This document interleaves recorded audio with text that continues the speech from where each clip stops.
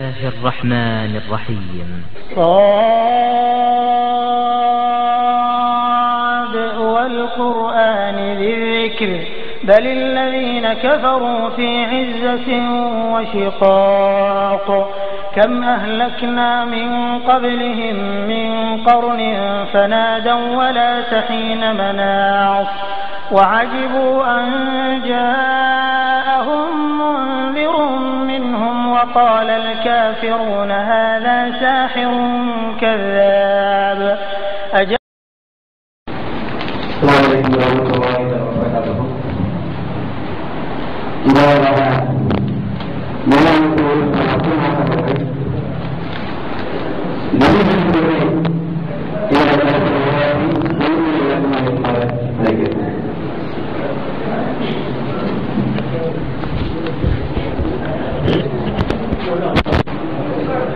السلام عليكم. الحمد لله رب العالمين نحمده ونستعينه ونستغفره ونؤمن به ونتوكل عليه ونعوذ بالله من شرور أنفسنا ومن سيئات أعمالنا من يهده الله فلا مضل له ومن يضلل فلا هادي له وأشهد أن لا إله إلا الله وحده لا شريك له وأشهد أن محمدا عبده ورسوله أما بعد. அளவற்ற அருளாளனும் நிகரில்லா பேரன்புடையனுமாகிய எல்லாம் வல்ல அல்லாஹுவின் திருப்பெயரால் ஆரம்பம் செய்கின்றேன். அந்த வல்ல நாயனின் மற்ற பெருந்தருணை அல்லாஹுவின் இறுதி தூதர் நம் உயிரினும் மேலான நபிகள் நாயகம் ஸல்லல்லாஹு அலைஹி வஸல்லம் அவர்களின் மீதும் அன்னாரின் வழிமுறையை நெறிதவறாமல் பின்பற்றிய உத்தம சத்திய சஹாபாக்கள் மீதும் இன்னும் அனைத்து முஸ்லிம்கள் மீதும் இங்கு அமர்ந்திருக்கக்கூடிய நாம் அனைவரின் மீதும் என்றென்றும் உண்டாகட்டுமாக. அன்பிற்குரிய சகோதரர்களே, இந்த தர்பியா என்ற நல்லொழுக்க பயிற்சி வகுப்பிலே தொழுகை முறை பற்றி நாம் பார்க்கவிருக்கின்றோம். அன்பிற்குரிய சகோதரர்களே, இஸ்லாமிய ஐம்பெரும் கடமைகளில் மிக முக்கியமான ஒரு கடமை தொழுகை. நபிகள் நாயகம் ஸல்லல்லாஹு அலைஹி வஸல்லம் அவர்கள் கூறினார்கள், அல் அஹ்துல்லதி பைனனா வ பைனஹும் அஸ்ஸலா, நமக்கும் முஸ்லிம் அல்லாதவர்களுக்கும் மத்தியில் உள்ள வித்தியாசம் தொழுகைதான். ஃபமன் தரக்கஹா ஃபகத் கஃபர், அந்த தொழுகையை எவன் நிறைவேற்றவில்லையோ, எவன் விட்டுவிட்டானோ அவன் அல்லாஹ்வை இறைவனுக்கு நன்றி கெட்ட காபிராகிவிட்டான் என்று நபிகள் நாயகம் ஸல்லல்லாஹு அலைஹி வஸல்லம் அவர்கள் சொல்லி காட்டுறாங்க. அது மட்டுமல்லாமல் இந்த தொழுகையை வலியுறுத்தி ஏராளமான திருமறை குர்ஆன் வசனங்களும் நமக்கு போதிக்கிறது. இந்த ஸலாத்த கானத் அலல் முஃமினீன கிதாபம் மௌகூதா, தொழுகை அல்லாஹ்வை நம்பிக்கை கொண்ட மக்களுக்கு நேரப்படுத்தப்பட்ட கடமையாகும். ஹாஃபிலு அலஸ் ஸலாத்தி வஸ்ஸலாத்தில் உஸ்தா, நீங்கள் தொழுகையை பேணிக் கொள்ளுங்கள், அதிலும் குறிப்பாக நடு தொழுகையாகிய அசர் தொழுகையை பேணிக் கொள்ளுங்கள் என்றெல்லாம் பல்வேறு வசனங்களில் நாம் தொழுகையை பேணிக் கொள்ள வேண்டும் என்று அல்லாஹ் கட்டளையிடுகின்றான். இந்த தொழுகைதான் நம்முடைய மறுமை வாழ்க்கையின் வெற்றிக்கு அளவுகோலாக இருக்கிறது. நபிகள் நாயகம் ஸல்லல்லாஹு அலைஹி வஸல்லம் அவர்கள் சொன்னார்கள், அவ்வளவு யுஹாஸபு பில் அப்து யௌமல் கியாமா அஸ்ஸலாத், மறுமை நாளில் ஒரு அடியான் முதல் முதலாக விசாரிக்கப்படுவது தொழுகையை பற்றித்தான். ஒருவன் இறைவனுக்கு இணை கற்பிக்காமல் மறுமையை சந்தித்தால் அவருடைய முதல் விசாரணை தொழுகைதான். ஃபைதா ஸலஹத், அந்த தொழுகை சரியாக இருக்கும் என்று சொன்னால் ஃபகத் அஃப்லஹ வ அன்ஜஹ, அவன் வெற்றி பெற்று விட்டான், அவன் ஈடேற்றம் பெற்று விட்டான். ஃபைதா ஃபஸதத், அந்த தொழுகை பாழாகி இருக்கும் என்று சொன்னால், அதை முறையாக அவன் நிறைவேற்றவில்லை என்று சொன்னால் ஃபகத் ஹாப வ ஹஸிர, அவன் தோல்வி அடைந்து விட்டான், அவன் நஷ்டமடைந்து விட்டான் என்று நபிகள் நாயகம் ஸல்லல்லாஹு அலைஹி வஸல்லம் சொல்லி காட்டக்கூடிய செய்தியை நாம் திருமதியில் பார்க்கிறோம். அல்லாஹ் கூறுகின்றான், இன்ன ஸலாத்த தன்ஹா அனில் ஃபஹ்ஷாய் வல் முன்கர், தொழுகை என்பது அது மானக்கேடான காரியங்களை விட்டும் அருவருக்கத்தக்க காரியங்களை விட்டும் ஒரு அடியானை தடுக்கிறது என்று அல்லாஹ் சொல்லி காட்டுகின்றான். அப்ப இந்த தொழுகை என்பது நம்முடைய மார்க்கத்தில் மிக மிக முக்கியமான ஒரு கடமை. அப்ப இந்த கடமையை நாம் எப்படி நிறைவேற்ற வேண்டும்? நபிகள் நாயகம் ஸல்லல்லாஹு அலைஹி வஸல்லம் அவர்கள் சொன்னார்கள், மன் அமில அமலன் ஃபலைஸ அலைஹி அம்ருனா ஃபஹுவ ரத்துன், நாம் கட்டளையிடாத ஒரு காரியத்தை நபிகள் நாயகம் ஸல்லல்லாஹு அலைஹி வஸல்லம் அவர்கள் சொல்லித் தராத ஒரு காரியத்தை ஒருவன் செய்தால் அது அல்லாஹ்விடம் மறுக்கப்படும். நாம் எந்த ஒரு காரியத்தை செய்தாலும் அல்லாஹ்வும் அல்லாஹ்வுடைய தூதரும் சொல்லித் தந்த முறைப்படிதான் நாம் செய்ய வேண்டும். நாம் அதற்கு மாற்றமாக செய்தால், நபிகள் நாயகம் ஸல்லல்லாஹு அலைஹி வஸல்லம் அவர்கள் சொன்ன முறைக்கு மாற்றமாக நாம் செய்தால் அந்த காரியம் அல்லாஹ்விடம் ஏற்றுக்கொள்ளப்படாது. அப்ப நாம தொழும் போது எப்படி தொழ வேண்டும்? நபிகள் நாயகம் ஸல்லல்லாஹு அலைஹி வஸல்லம் அவர்கள் நமக்கு எப்படி கற்றுத் தந்தார்களோ தொழுகையின் ஒவ்வொரு செயல்களையும் அல்லாஹ்வும் அல்லாஹ்வுடைய தூதரும் காட்டி தந்த முறைப்படி நாம் செய்யும் பொழுதுதான் அந்த தொழுகை அல்லாஹ்விடம் ஏற்றுக்கொள்ளப்படும். நபிகள் நாயகம் ஸல்லல்லாஹு அலைஹி வஸல்லம் அவர்கள் சொன்னார்கள், சல்லு கமா ரஅய்துமூனி உஸல்லி, என்னை எவ்வாறு தொழக் கண்டீர்களோ அவ்வாறு நீங்கள் தொழுது கொள்ளுங்கள். நபிகள் நாயகம் ஸல்லல்லாஹு அலைஹி வஸல்லம் அவர்கள் எப்படி தொழுதார்களோ அப்படி நாம் தொழுதால்தான் நம்முடைய தொழுகையை அல்லாஹ் ஏற்றுக்கொள்வான்.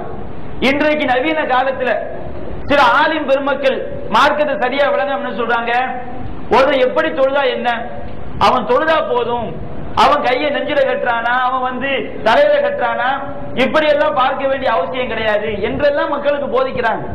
இது வழிகேட்டுடைய உச்சகட்டம். மார்க்கத்துடைய ஒவ்வொரு செயல்களையும் நமக்கு கற்றுத் தருவதற்கு சொல்லித் தருவதற்கு அல்லாஹ் ஒரு தூதரை அனுப்பி இருக்கும் பொழுது அந்த தூதருக்கு மாற்றமாக நாம் செய்தால் அது எப்படி இரையச்சமாகும், அது எப்படி மூமினுடைய பண்பாகும்? அவன் நம்ம தொழுதால் மட்டும் போதாது, அந்த தொழுகையுடைய ஒவ்வொரு செயல்களும் அல்லாஹும் அல்லாஹ்வுடைய தூதரும் காட்டி தந்த முறைப்படி இருந்தால்தான் அந்த தொழுகையை அல்லாஹ் ஏற்றுக்கொள்வான். அப்ப நபிகள் நாயகம் ஸல்லல்லாஹு அலைஹி வஸல்லம் அவர்கள் நமக்கு காட்டி தந்த தொழுகை முறையை, ஆதாரபூர்வமான ஹதீஸ்கள்ல இடம்பெற்ற தொழுகை முறையை நாம சுருக்கமாக செய்ய இருக்கின்றோம், பார்க்க இருக்கின்றோம். தொழுகை என்று சொன்னால் தொழுகையின் திறவுகோல் உது செய்யறது.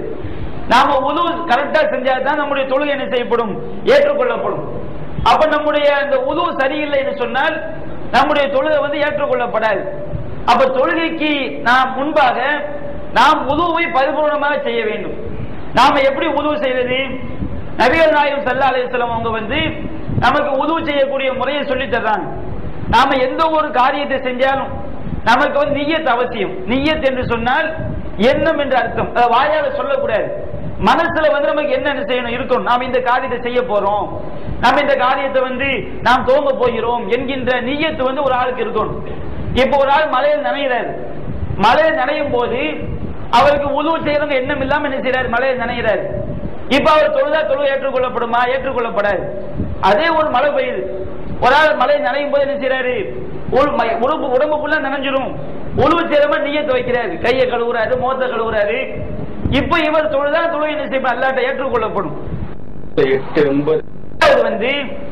உழுவு செய்வதற்கு முன்பாக நாம பிஸ்மில்லா பல் துலக்குவது ரொம்ப அவசியம். நம்மால் முடிந்தால், ஒரு ஆள் உழுவுல உள்ள காரியம் பல் துலக்குவது கிடையாது. உழுவு செய்வதற்கு முன்னாடி, உழு என்பது தனி, பல் துலக்குதல் என்பது தனி. நபிகள் நாயகம் ஸல்லல்லாஹு அலைஹி வஸல்லம் அவங்க உழுவு செய்வதற்கு முன்னால் பல் துலக்குவார்கள், நம்ம ஹதீஸ்ல பார்க்கிறோம். அப்ப உழுவு செய்வதற்கு முன்னால் பல் துலக்குவாங்கன்னு சொன்னா உழுவு செய்யும்போது நம்ம என்ன செய்யக்கூடாது, பல்ல துளைக்கிட்டு இருக்க கூடாது.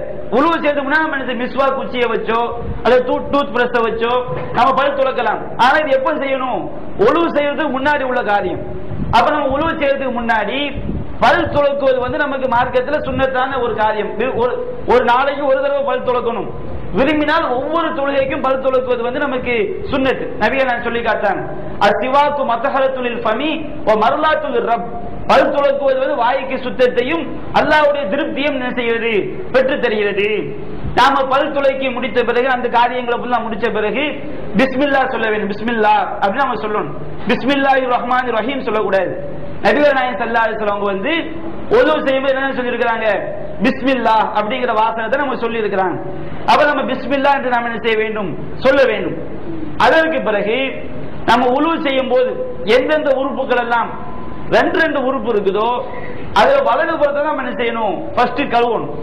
அப்ப நம்ம உழு செய்ய ஆரம்பிக்கும் போது நம்முடைய மணிக்கட்டு வரை நம்முடைய 2 முன்கைகளை நம்ம என்ன செய்ய வேண்டும், கழுவ வேண்டும். ஒரு தடவை கழுகலாம், ரொம்ப சுத்தமா இருந்தா ஒரு தடவை கழுவுறதே போதுமானது. கொஞ்சம் திருப்திக்கா 2 தடவை நாம் கழுவிக் கொள்ளலாம். அதிகபட்சம் 3 தடவை நாம் கழுவிக் கொள்ளலாம். 3க்கு என்ன செய்யக்கூடாது, எந்த உறுப்பை செய்வதாக இருந்தாலும் 1 போதும் 2 போதும், 3 தடவை உச்சகட்டம். 3க்கு மேல நாம அதை செஞ்சோம்னு வச்சுக்கிடுங்க, அவன் வரம்பு மீறி விட்டான், அவன் அநியாயம் செய்து விட்டான், அவன் தவறு செய்து விட்டான் என்றெல்லாம் நபிகள் நாயகம் ஸல்லல்லாஹு அலைஹி வஸல்லம் வந்து ரொம்ப கடுமை காட்டி சொல்லி காட்டுறான். அப்ப ஒழு செய்யும் போது நாம எந்த உறுப்புகளை கழுவினாலும் ஒரு தடவை கழுவுறது போதும். அது நம்ம திருப்தி தான் 2 தடவை, அதுல திருப்தி இல்லாத 3 தடவை. 3க்கு நம்ம என்ன செய்யக்கூடாது, கழுவி விடக்கூடாது. இந்த 3 தடவையில நம்ம சரியான செய்வதற்கு முயற்சி செய்ய வேண்டும். அப்ப நம்முடைய வலது கையை மணிக்கட்டு வரை 3 தடவை, நம்முடைய இடது கையை மணிக்கட்டு வரை 3 தடவை என்ன செய்ய வேண்டும், கழுவ வேண்டும். கழுவிய பிறகு நம்முடைய வாய்க்கு நாம் என்ன செய்யணும், தண்ணி செலுத்தி வாய்க்கும் நாசிக்கும் சேர்ந்தாற்போல் தண்ணி செலுத்துறது. ஒழு செய்யும் போது பல் துளக்கிற வேலை உழுவுக்குள்ள வரக்கூடாது, வெளியே நாம செஞ்சு முடிச்சிடும் பல் துளக்கிறத. நீங்க உழுவுக்குள்ள வரும்போது வாய்க்கு நீங்க தனியா தண்ணி 3 தடவை தண்ணி எடுத்து என்ன செய்யலாம், வாய் கொப்பளிக்கலாம். அல்லது வாய்க்கும் நாசிக்கும் சேர்த்த மாதிரி ஒரு கையில தண்ணி எடுத்து என்ன செய்யணும், வாய்க்கும் நாசிக்கும் சேர்த்து என்ன செய்யலாம், சேர்த்த மாதிரி நம்ம வந்து உழு செய்யும் போது வாய்க்கும் தண்ணி செலுத்தி வாயை கொப்பளிக்க வேண்டும், நாசிக்கும் தண்ணீர் செலுத்தி நாசி நாம் என்ன செய்ய வேண்டும், நன்றாக நாசியை சீண்ட வேண்டும். நான் சொல்லி காட்டுறாங்க. அது நீங்க தூங்கி எஞ்சி உழவு செஞ்சா நாசியை வந்து நன்றாக நீங்கள் சீண்டிக் கொள்ளுங்கள் அப்படின்னு சொல்றாங்க. அப்ப இது வந்து வாய்க்கு நம்ம தனித்தனியாக என்ன செய்யலாம், வாய்க்கும் தண்ணி செலுத்தி வாயை கொப்பளிக்கலாம், நாசிக்கும் தண்ணி செலுத்தலாம், தனித்தனியாகவும் செய்யலாம். ஒரே கையில தண்ணி எடுத்து 2க்கும் சேர்ந்த மாதிரி நம்ம என்ன செய்யலாம், செய்து கொள்ளலாம். 2மே நபிகள் நாயகம் ஸல்லல்லாஹு அலைஹி வஸல்லம் அவங்க செய்து காட்டிய வழிமுறை. அதற்கு பிறகு நம்முடைய முகத்தை நாம் என்ன செய்ய வேண்டும், கழுக வேண்டும்.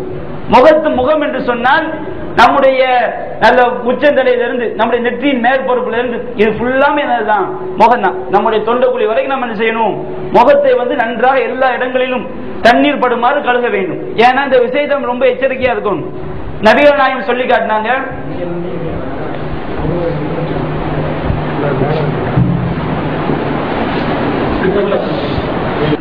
அவர் குதிங்கால கழுவும் போது ஒரு நகர்க்கன் அளவு தண்ணி படல. அப்ப நபிகள் நாயகம் சொன்னார்கள், வயலுல் ஆகாப், அந்த குதிங்கால்களுக்கு கேடுதான் அப்படின்னு சொல்லி காட்டுறாங்க. ஒழு கூடாது, நாம தொழுக வந்து வேஸ்டா போயிடும், அது அல்லாஹ் ஏற்றுக்கொள்ள மாட்டான். அப்ப ஒவ்வொரு உறுப்பையும் நம்ம முறையாக என்ன செய்ய வேண்டும், கழுக வேண்டும். அப்ப நம்முடைய முகத்தை வந்து ஒரு தடவையோ 2 தடவையோ அதிகபட்சம் 3 தடவை நாம் என்ன செய்ய வேண்டும், நம்முடைய முகத்தை நாம் வந்து நன்றாக கழுக வேண்டும். அது போன்று முகத்தை நாம் கழுவிய பிறகு நம்முடைய வலதுகை என்று சொன்னால் நமக்கு கட்டாயம் வந்து நம்முடைய முழங்கைக்கு மேல வரையும் கழுகணும். நீங்கள் விரும்பினா என்ன செய்யலாம், தோல் பூஜம் வரை கழுவி கொள்ளலாம். நாம் எந்த அளவுக்கு நம்ம தோல் பூஜம் வரை கழுவுறோமோ அந்த உது செய்யக்கூடிய உறுப்புகள் மறுமை நாள் என்ன செய்யும், பிரகாசமாக இருக்கும். நபிகள் நான் சொல்லி இருக்கிறாங்க. அப்ப எந்த உறுப்பை நீட்டி கழுவுன்னு சொன்னாங்க அந்த உறுப்பை நம்ம நீட்டி கழுவணும். முகத்தை கழுவுறத நம்ம தோல்ல போய் தண்ணியை ஊத்திடக்கூடாது. முகம்ல சொல்ல முகத்தை மட்டும் கழுவ சொன்னாங்க. கையை கழுவு நீங்க என்ன செய்யுங்க, தோல் பூஜம் வரை கழுவி கொள்ளுங்கள் அப்படின்னு நமக்கு வழிகாட்டி இருக்கிறாங்க. அப்ப நம்ம கடமை எது வரைக்கும், முழங்கை வரைக்கும் தான், முழங்கைக்கு மேல வரைக்கும். நாம விரும்பினா என்ன செஞ்சுக்கலாம், தோல் பூஜம் வரை நாம் கழுவி கொண்டால் மறுமை நாள் அதுக்கு உண்டான நன்மை நமக்கு என்ன செய்யும், மறுமையில கிடைக்கும். அவ வலது கையை முதலாவதாக கழுக வேண்டும். 1 அல்லது 2 அல்லது 3 அதிகபட்சம், 3க்கு மேல போய்விடக் கூடாது. அதற்கு பிறகு இடது கையை நம்ம என்ன செய்யணும், தோல் பூஜம் வரை நாம் நன்றாக கழுக வேண்டும்.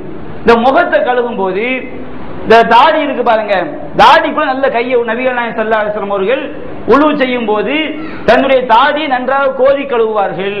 நம்முடைய தாடி வைத்திருந்தோம் சொன்னா நல்ல உள்ள எல்லாம் தண்ணி வேர்க்கால தண்ணி படுற மாதிரி தாடி நம்ம என்ன செய்யணும், நன்றாக கோதி கழுக வேண்டும். இது ஒரு அம்சம். அடுத்து வந்து நாம தலைக்கு மசாஜ் செய்யறது. தலைக்கு மசாஜ் செய்வது வந்து ஒரு தடவையும் செய்யலாம், 2 தடவை நம்ம என்ன செய்யலாம், மசாஜ் செய்து கொள்ளலாம். மசாஜ் நாம் எப்படி செய்ய வேண்டும், நபிகள் நாயகம் ஸல்லல்லாஹு அலைஹி வஸல்லம் அவங்க வந்து தன்னுடைய 2 கைகளையும் என்ன செய்றாங்க, தண்ணியில முக்குறாங்க. தண்ணி நல்லா உதறி கொண்டு நம்முடைய முன்னெற்றில கைகளை வைத்து அப்படியே என்ன செய்யணும், பிடரி வரை சொல்ல வேண்டும். சென்று மீண்டும் என்ன செய்யணும், முன்னேற்றி கொண்டு வரணும். கொண்டு வந்த பிறகு நம்முடைய ஆட்காட்டி விரல் இருக்கு பாருங்க, ஆட்காட்டி திரும்ப தண்ணிக்குள்ள மூக்க கூடாது. ஆட்காட்டி விரல் நம்முடைய காதுகளுக்குள்ள விட்டு பெருவிரலால் காதுடைய பின்புறத்தை என்ன செய்ய வேண்டும், தடவ வேண்டும். இதை மசாஜ் செய்யக்கூடிய முறை. ஆட்காட்டி விரலை காதுக்குள்ள விட்டு பெருவிரலை வச்சு நம்ம என்ன செய்யணும், காதுடைய பின்புறத்தை தடவி கொள்ள வேண்டும். இது மசாஜ் செய்யக்கூடிய முறை. 2 தலைக்கும் காதுக்கும் சேர்த்து